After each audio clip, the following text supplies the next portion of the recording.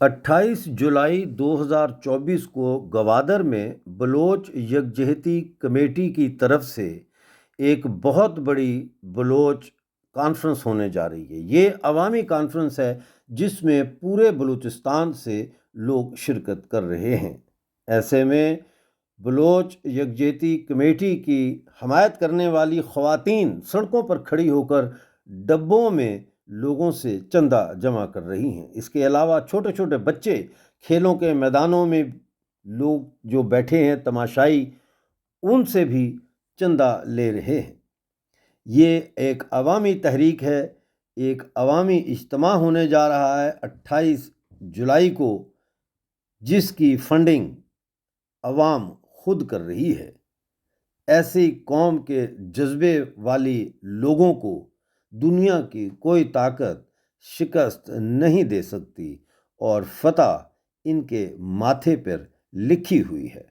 بلوچستان میں ہونے والے ظلم اور جبر کے خلاف بلوچ یکجہتی کمیٹی کی لیڈر ڈاکٹر مہرنگ بلوچ کی کال پر بلائی جانے والی گوادر کی اس اجتماع میں ہزاروں نہیں لاکھوں کی تعداد میں بلوچ قوم کے مرد، خواتین اور بچے آ رہے ہیں۔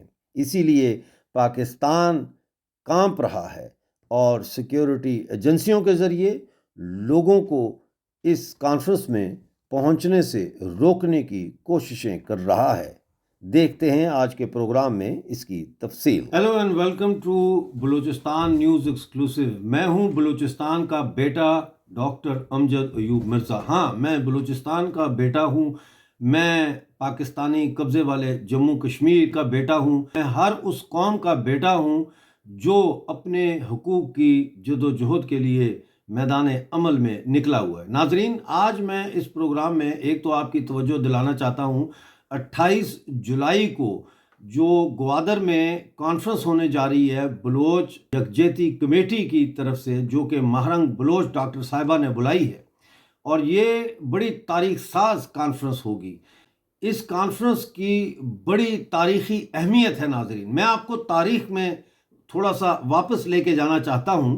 ناظرین، 1929 میں انجمن بلوچستان اتحاد قائم کی گئی۔ یہ ایک خفیہ تنظیم تھی اور مستونگ میں قائم کی گئی تھی، اور اس کے روح رواں جو ہیں وہ بلوچستان کے ایک نوجوان تھے جن کا نام میر محمد یوسف علی خان مکسی تھا۔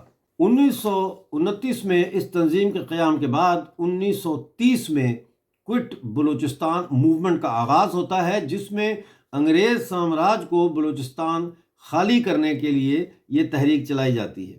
یہ تحریک اتنی تیز ہو گئی کہ اس کے بعد 1932 میں جاکوا آباد میں کل ہند بلوچ یکجہتی کانفرنس کا انعقاد کیا گیا، اور یہ کانفرنس اتنی کامیاب ہوئی کہ 1933 میں دوبارہ کل ہند بلوچ یکجہتی کانفرنس کا انعقاد کیا گیا حیدرآباد، سندھ میں۔ اس حوالے سے جو ڈاکٹر مہرنگ بلوچ نے بلوچ یکجہتی کمیٹی کے زیر انتظام 28 جولائی کو گوادر میں بلوچستان کی عوام کی قومی یکجہتی کی کانفرنس طلب کی ہے، یہ بہت ہی امپورٹنٹ ہے، اور پاکستانی ریاست جو ہے وہ گھبرا چکی ہے، اور ٹرانسپورٹرز کو یہ دھمکیاں دی جا رہی ہیں، یعنی ٹرانسپورٹ کمپنیوں کے مالکان کو، کہ اگر آپ نے اس کانفرنس کے جو مندوبین آئیں گے، جو لوگ آئیں گے شرکت کے لیے، ان کو ٹرانسپورٹ فراہم کی تو پھر آپ کے ساتھ وہ کیا جائے گا کہ آپ ساری زندگی یاد رکھیں گے۔ یعنی دھمکیاں دی جا رہی ہیں ISI کی طرف سے اور سیکیورٹی ایجنسیوں کی طرف سے کہ یہ کانفرنس کے اندر لوگ نہ پہنچ سکیں۔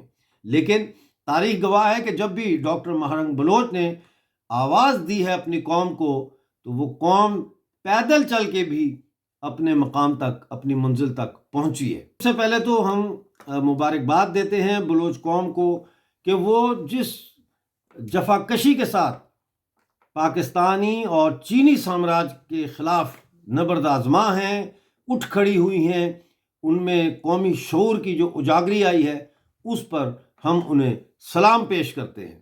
اب آپ کو میں تھوڑی سی جو خبریں ہیں ہمارے پاس آپ کے سامنے پیش کرتا ہوں۔ سب سے پہلے تو ہمارے پاس جو خبر ہے وہ چین سے متعلق ہے کہ چین نے بلوچ قوم کے خلاف استعمال کرنے کے لیے پاکستان کو خطرناک کیمیائی ہتھیار فراہم کر دیے ہیں، کر رہی نہیں ہے یا کرنے والے نہیں ہیں، کر دیے ہیں۔ چینی فرم چھنگتو شی چین ٹریڈنگ کمپنی لمیٹڈ کی طرف سے یہ کیمیکل روہیل انٹرپرائزز پاکستان کو بھیجی گئی اور یہ ایک کھیپ جو ہے کسٹم نے پکڑ لی۔ یہ جو کیمیکل ہے اس کا نام ہے آرتھو کلورو بینزائلڈین میلونونی ٹرائل، جسے شنگھائی سے کراچی بحری جہاز کے ذریعے خفیہ طور پر لایا جاتا تھا۔ آپ کو میں یہ بھی بتاؤں کہ اس قسم کی جو چیزیں ہوتی ہیں نا، یہ فوج پرائیویٹ کمپنیوں کے ذریعے کرتی ہے تاکہ وہ پکڑے نہ جائیں، ان کا فٹ پرنٹ جو ہے اس کے اوپر نہ لگا ہو کہ بھئی یہ فوج نے منگائی ہے یا کس نے منگائی ہے۔ تو یہ پرائیویٹ کمپنیاں استعمال ہوتی ہیں، ان کو فرنٹ کمپنیاں بھی کہا جاتا ہے۔ تو یہ اس سے عالمی سطح پہ اب بڑا شور مچ گیا ہے اس کے اوپر۔ دوسری خبر ہمارے پاس جو ہے وہ یہ ہے کہ سرمچاروں نے پنجگور، کلوا اور تمپ میں 4 مختلف حملوں میں پاکستانی فوج کے چوکیوں پر اور قافلوں پہ حملے کر کے 6 پاکستانی فوجی ہلاک کر دیے اور کئی زخمی کر دیے ہیں۔ ایک اور خبر ہمارے پاس جو ہے اس کا تعلق ہرنائی میں ہے، ہرنائی سے ہے، جہاں پہ موبائل ٹاور جو ہے اس کو تباہ کر دیا گیا۔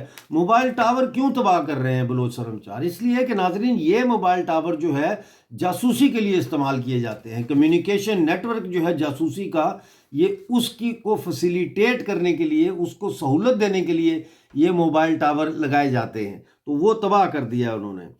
اسی طرح گزشتہ رات بارکھان ندی کے مقام پر فوج کے ایک مرکزی کیمپ پر شدید حملہ ہوا ہے، اس کی تفصیلات ابھی تک نہیں آئیں۔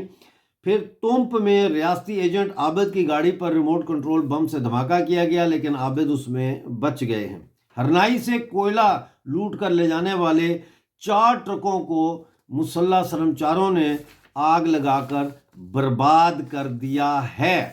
تو یہ کچھ خبریں ہمارے پاس تھیں ناظرین۔ پلیز آپ چینل کو لائک کریں، سبسکرائب کریں، ویڈیو کو زیادہ سے زیادہ شیئر کریں۔ ہمیں سبسکرائبرز کی ضرورت ہے، ہمارے سبسکرائبرز کی تعداد اتنی نہیں ہے کہ جس سے کہ یہ ظاہر ہو کہ بہت بڑے پیمانے پر ہماری جو خبریں ہیں وہ پہنچ رہی ہیں دنیا تک۔ تو اس کو پلیز آپ سبسکرائب ضرور کریں۔ ملتے ہیں اگلی ویڈیو میں، اس وقت تک ڈاکٹر امجد یوب مرزا کو اجازت دیجیے۔ بلوچستان کی تحریک آزادی زندہ باد۔